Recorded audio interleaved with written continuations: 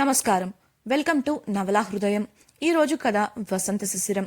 రచించిన వారు శ్రీమతి నవీన గారు. కథలోకి వెళ్లబోయే ముందు ఛానల్ను సబ్స్క్రైబ్ చేయడం మర్చిపోవద్దు. ఇక కథలోకి వెళ్ళిపోదాం. స్టేట్మెంట్ ఇవ్వడం కోసం స్టేషన్కి వెళ్లిన శిశిర, ఉమా స్టాఫ్ అందరూ మీటింగ్కి వెళ్లారని తెలుసుకుని స్టేషన్కి దగ్గరలో చెట్టు నీడలో ఉన్న అరుగుపై కూర్చున్నారు. వారి దగ్గరకు వచ్చిన ఒక ఆడమనిషి మాటలతో వారిద్దరి మధ్య ప్రేమ, పెళ్లి అనే వాటి గురించి చర్చ మొదలైంది. ఉమా అన్న అన్కండిషనల్ లవ్ అన్న పదం విన్న శిశిర వాసు గుర్తొచ్చి ఆలోచనలో పడగా ఆమెను కదిపి ఏం జరిగింది అని ప్రశ్నించింది ఉమా. ఉమా అడిగిన ప్రశ్నకు జరిగింది చెప్పాలా వద్దా అనుకుంటూ ఉమా తన ఆప్తమిత్రురాలు కావడంతో తన అభిప్రాయం తెలుసుకోవడం తప్పులేదు అనుకుంది శిశిర. వెంటనే ఉమా, నా గురించి నీకు బాగా తెలుసు కదా, ఇప్పుడొక విషయంలో నేను ఏం చెయ్యాలో అర్థం కాక సతమతమవుతున్నాను. నా గురించి తెలిసిన దానిలా, నా మంచి కోరేదానిలా నాకొక మంచి సూచనను ఇస్తావా అడిగింది శిశిర. ఆమె మాటలు కొత్తగా అనిపించడంతో ఏం జరిగిందో తెలుసుకోవాలి అని అనుకుంది ఉమా. అందుకే చెప్పు శిశిర, నీ ఇబ్బంది ఏంటి అని ఆమె కళ్ళలోకి చూస్తూ అంది ఉమా. శిశిర చెప్తూ, నా డ్రీమ్ గురించి, నేను ఎలా ఆలోచించే అమ్మాయిని అని నీకు తెలుసు కదా, అనుకోకుండా పెళ్లి జరిగేసరికి అన్నీ నాశనమైపోయాయని బాధపడి ఆ జీవితాన్ని ఎలాగో బ్రతికేద్దాం అని నిర్ణయించుకున్నాను. ఆ రోజు వాసు నా గదిలోకి వచ్చి నాతో అలా ప్రవర్తించేసరికి హడలిపోయాను. ఏడుస్తూనే ఇష్టం లేకపోయినా కదలకుండా అతనికి సహకరించాలని నిర్ణయించుకున్నాను. నా అదృష్టం బాగుండి వాసు నన్ను నాలానే ఉండమని, నాకు నచ్చని జీవితాన్ని జీవించవద్దని చెప్పి వెళ్ళిపోయాడు అంటూ వాసు తన విషయంలో ప్రవర్తించిన తీరు, ఇచ్చిన స్వేచ్ఛ, గౌరవంగా చూసుకోవడం, ప్రేమను పంచడం, అలా అన్నీ చెప్పి చివరిగా రాత్రి అతనితో జరిగిన సంభాషణను వివరించింది. ఇప్పుడిందులో నీకు కలిగిన ఇబ్బంది ఏంటి అయోమయంగా అడిగిన ఉమకు, అది నీకు తెలుసు కదా, నేనెప్పుడూ నా జీవితంలో ప్రేమ గురించి కానీ పెళ్లి గురించి కానీ ఆలోచించలేదని. అనుకోకుండా జరిగిన పెళ్లి వల్ల అతడు నా జీవితంలోకి వచ్చాడు. కానీ అతను ఎంత దగ్గర అవ్వాలనుకున్నా నా వల్ల కావడం లేదు. ఇంకా జరిగిన పెళ్లినే నేను సరిగా తీసుకోలేకపోతున్నాను. ప్రస్తుతం స్టడీస్ పూర్తి చేసి బిజినెస్ మొదలు పెట్టాలన్న ఆలోచన తప్ప మరే విషయం పైన నేను దృష్టి పెట్టలేను. అలా అని అతను నా వల్ల బాధపడుతుంటే చూడడం నా వల్ల కావడం లేదు. నాకేం చేయాలో అర్థం కావట్లేదు అని వివరించింది. అలాగే తల పట్టుకుంది శిశిర. ఆమె చెప్పినదంతా జాగ్రత్తగా విన్న ఉమా, అతను ఎలాంటివాడు అంటే నీతో ఎలా ఉండేవాడు, నటిస్తున్నట్లేమైనా అనిపించిందా అడిగింది. ఆమె అలా ఏం లేదు ఉమా, నేను చూసినంత వరకు బాగానే ఉండేవాడు. మొదట్లో నన్ను టెస్ట్ చేసిన తర్వాత నన్ను అంతగా ఇబ్బంది పెట్టలేదు. ప్రతి విషయంలోనూ కేర్ తీసుకునేవాడు, సపోర్ట్ చేసేవాడు. రిలేషన్లోకి రమ్మని నన్నెప్పుడూ ఒత్తిడి చేయలేదు, టైం తీసుకోమని చెప్పింది శిశిర. మరి అతను అంత సపోర్టివ్గా ఉన్నప్పుడు నీ మనసులో ఉన్న విషయాలు అతనికి చెప్పాల్సింది కదా అంది ఉమ. చెప్పాను కదా, తను చాలా సెన్సిటివ్ అని. రాత్రి జరిగిన దానికి నైట్ అంతా నిద్రపోలేదు. అలాంటిది అతనికి ఎలా చెప్పను ప్రశ్నించింది శిశిర. నాకు ఒక విషయం క్లియర్గా చెప్పు, నీకు రిలేషన్లో ఉండటం ఇష్టం లేదు అంటే భవిష్యత్తులో అతనికి విడాకులిచ్చే ఆలోచనలో ఉన్నావా అన్న ఉమ ప్రశ్నకు అవాక్కయింది శిశిర. ఏం మాట్లాడుతున్నావే, విడాకులేంటి అని షాక్తో అడిగిన శిశిరను చూస్తూ, జస్ట్ టు కన్ఫర్మ్, ముందు నువ్వు సమాధానం చెప్పు అడిగిన ఉమకు, తెలీదు నాకు అలాంటి కాదు అసలు ఎలాంటి ఆలోచనలు లేవు. అదే కదా నేను చెప్తుంది విసుగ్గా సమాధానం ఇచ్చింది శిశిర. ఓకే దెన్, భవిష్యత్తులో అతనితో జీవితాన్ని పంచుకోవాల్సి వస్తే సమ్మతమేనా? అతను నిజంగా నిన్ను ఇష్టపడుతున్నాడా? నీ డ్రీమ్ని నెరవేర్చుకునే వరకు అతను ఎదురు చూస్తానంటే ఏం చేస్తావు? ఇలా ఇంకొన్ని ప్రశ్నలను అడిగిన ఉమకు శిశిర నుంచి తెలియదు అనే ఒక్క సమాధానం ఎదురైంది. నీరసించిపోయిన ఉమ ఆఖరిగా, ఒకవేళ నీ డ్రీమ్ నెరవేర్చుకునే లోపు వాసుగారు కాకుండా వేరే ఎవరైనా అబ్బాయి నీకు నచ్చితే, అతను నీకు ప్రపోజ్ చేస్తే అతన్ని ప్రేమిస్తావా అడగగా, అప్పటికే విసిగిపోయిన శిశిర కోపంతో వెటకారంగా, అవును ట్రూ లవ్ దొరికితే ఆ పనే చేస్తా అనడంతో ఉమ షాక్ అవ్వగా వెనుక ఎవరో పెద్దగా దగ్గుతున్న శబ్దం రావడంతో ఇద్దరూ వెనక్కి తిరిగి చూశారు. ఒక హుడీ వేసుకున్న వ్యక్తి కూల్ డ్రింక్ తాగుతూ పొలమారడంతో దగ్గుతూనే పక్కనే ఉన్న షాప్లోకి వెళ్ళగా అతన్ని పట్టించుకోవడం మానేశారు.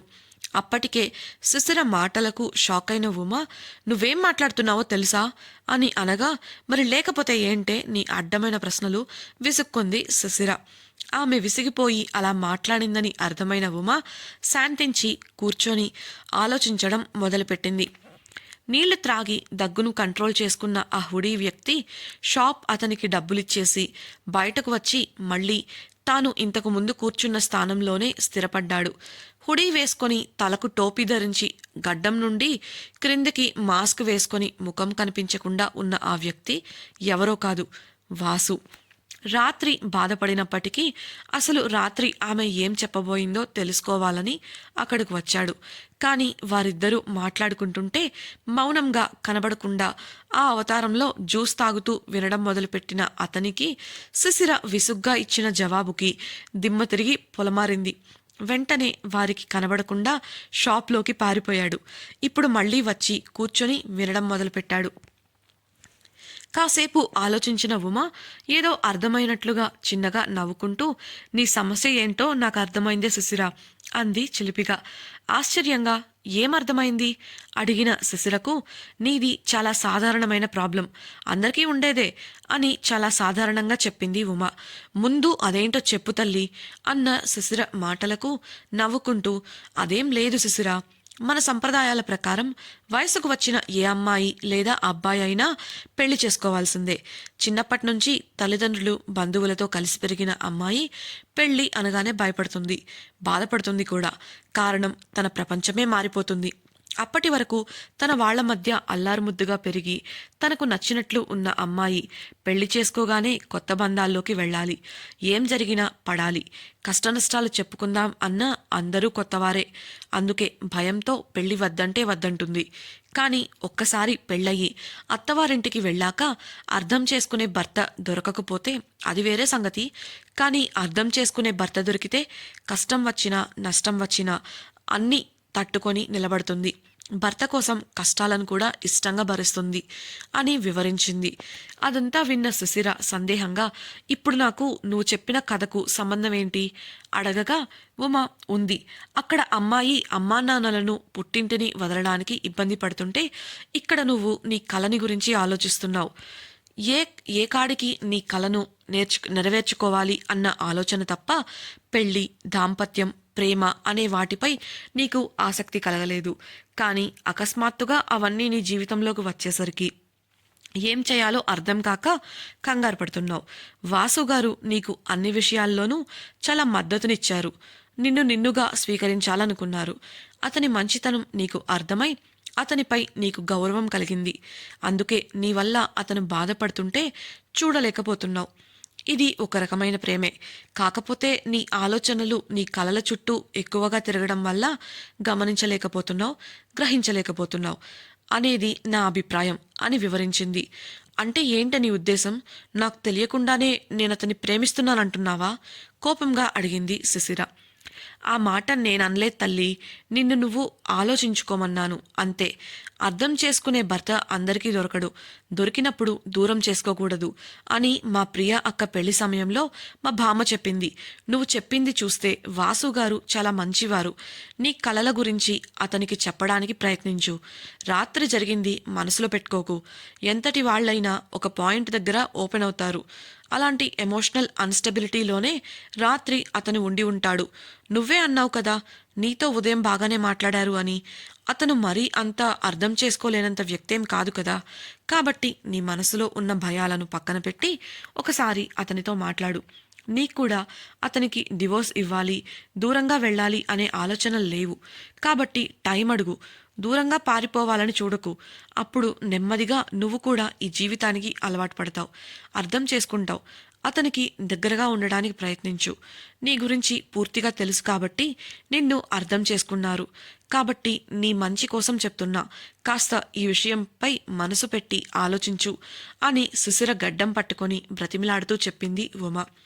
శిశిర ఆమె చెప్పినదంతా శ్రద్ధగా వింది.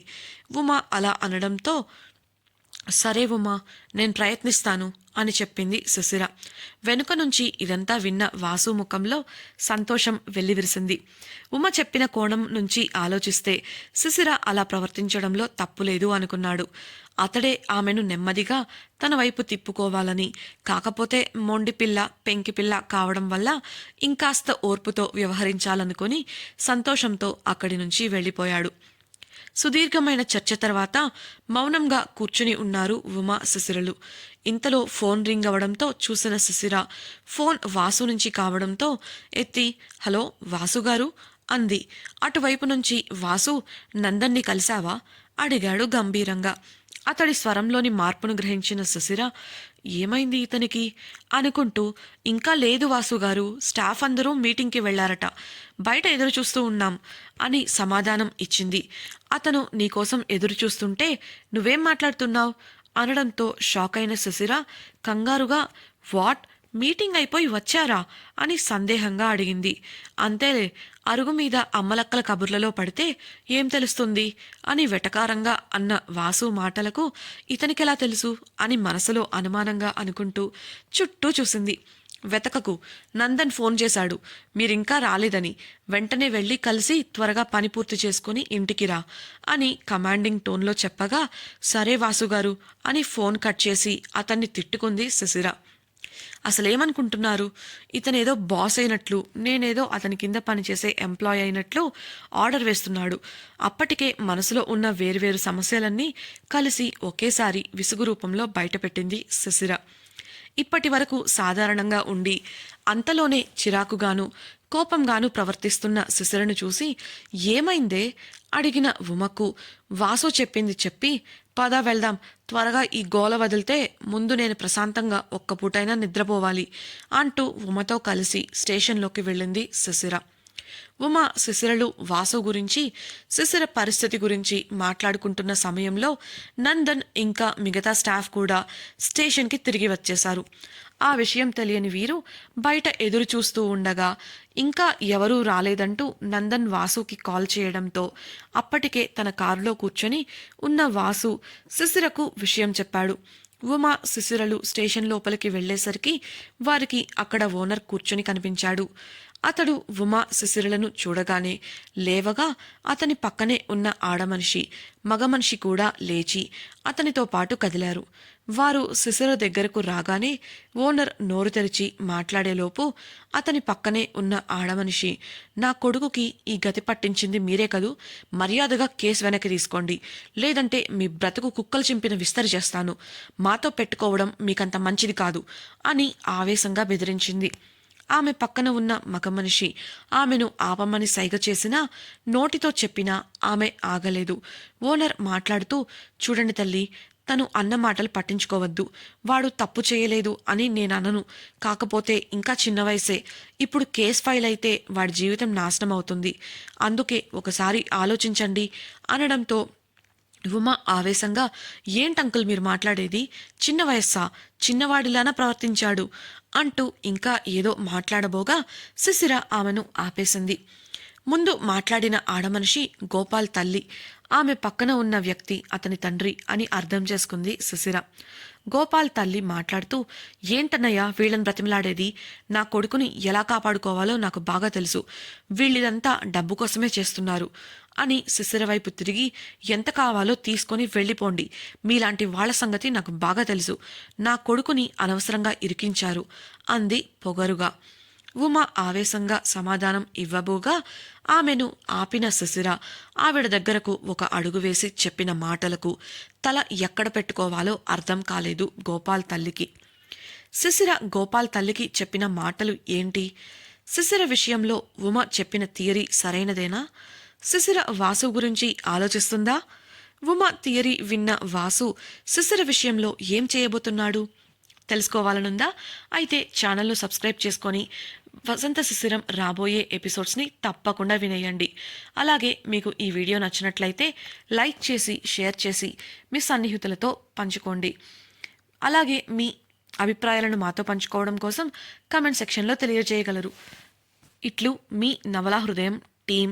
Thank you for listening.